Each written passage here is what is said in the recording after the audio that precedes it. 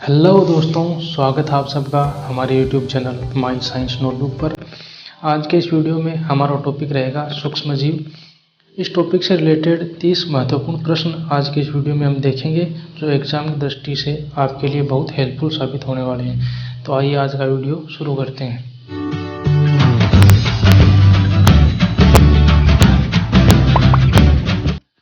हमारा first question है, जीवाणु की खोज किसने की थी? First option A.V. ल्यूवेनहोक, B. Robert Hooke, C. Lewis pasture, D. Robert Koch. इसका आंसर होगा A. A.V. ल्यूवेनहोक। हमारा सेकंड प्रश्न है, मिजोसोम किस कार्य से संबंधित है? A. श्वसन, B. प्रकाश संश्लेषण, C. जनन या D. उपरोक्त सभी। इसका आंसर होगा D. उपरोक्त सभी। हमारा तीसरा प्रश्न है, राइजोबियम सहजीवी के रूप में पादप से क्या ग्रहण करता है? A. Protein, B. Amino acid, C. Carbohydrate, D. वसा। इसका आंसर है C. कार्बोहाइड्रेट। हमारा अगला प्रश्न है, अमोनिकारक जीवाणु अमीनो अम्लों को किस में परिवर्तित करते हैं? A. Ammonia, B. Nitrogen, C. Nitrate या D. प्रोटीन। इसका आंसर है A. अमोनिया। हमारा अगला प्रश्न है, मृदा में नाइट्रोजन की कमी का कारण है? A. अमोनीकरण, B. विनाइट्रीकरण, C. नाइट्रीकरण या D. इनमें से कोई नहीं। इसका आंसर होगा B. विनाइट्रीकरण। हमारा अगला प्रश्न है, माइक्रोकोकस का उपयोग किस में होता है? A. डेयरी उद्योग, B. तंबाकू उद्योग, C. चमड़ा उद्योग या D. कृषि क्षेत्र। इसका आंसर होगा B. तंबाकू उद्योग।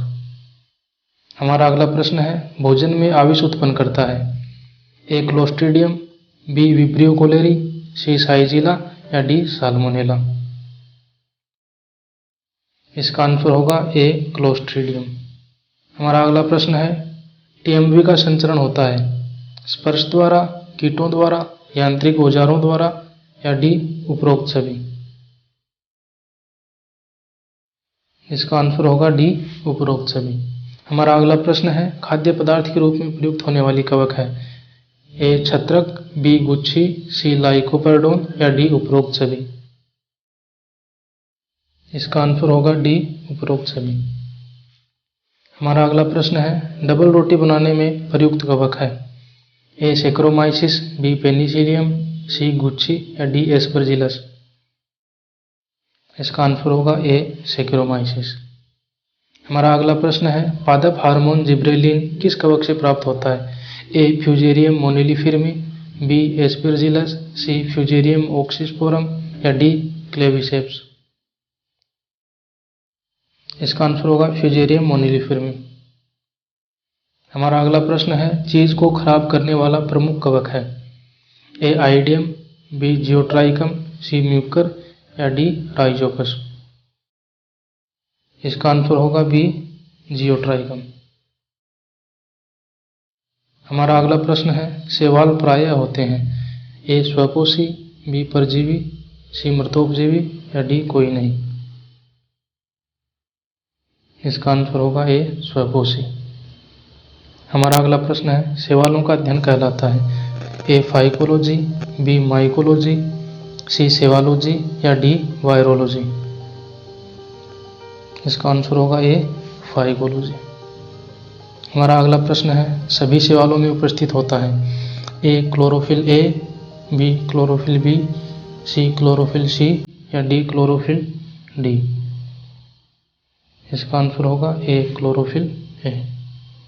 समुद्री शैवाल प्रायः होते हैं?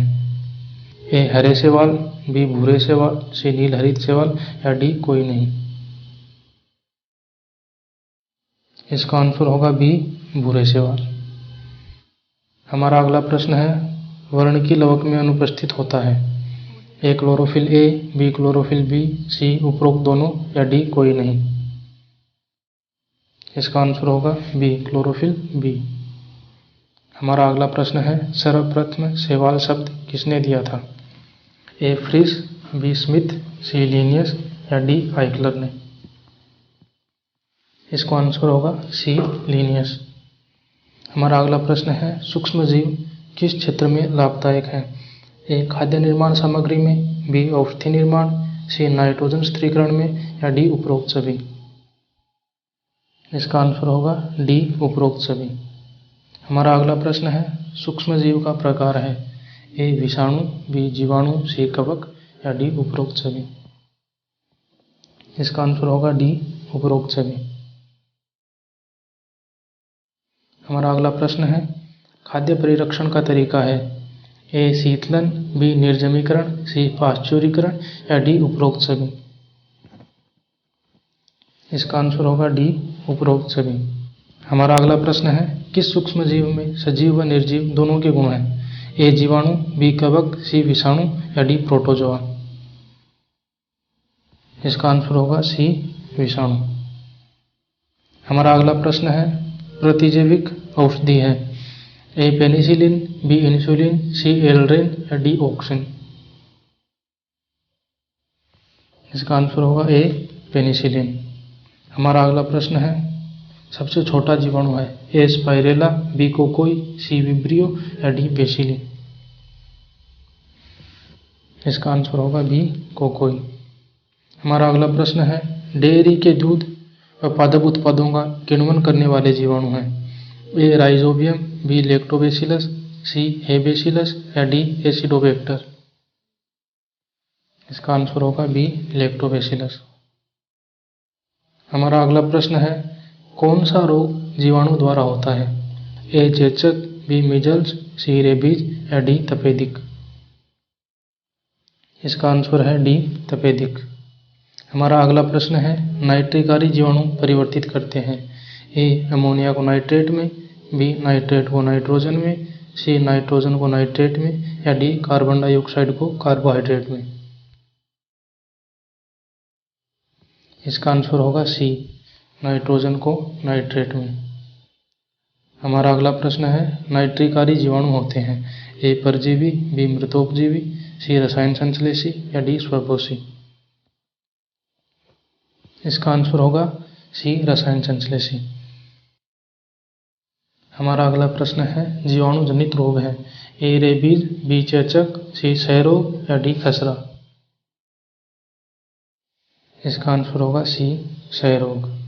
आज का हमारा आखिरी क्वेश्चन है, मनुष्य की आंत में पाया जाने वाला जीवाणु है? A. E. Coli, B. M. Tuberculosis, C. Botulism या डी. एजिडोबैक्टर? इसका आंसर होगा ए. ई. कोलाई।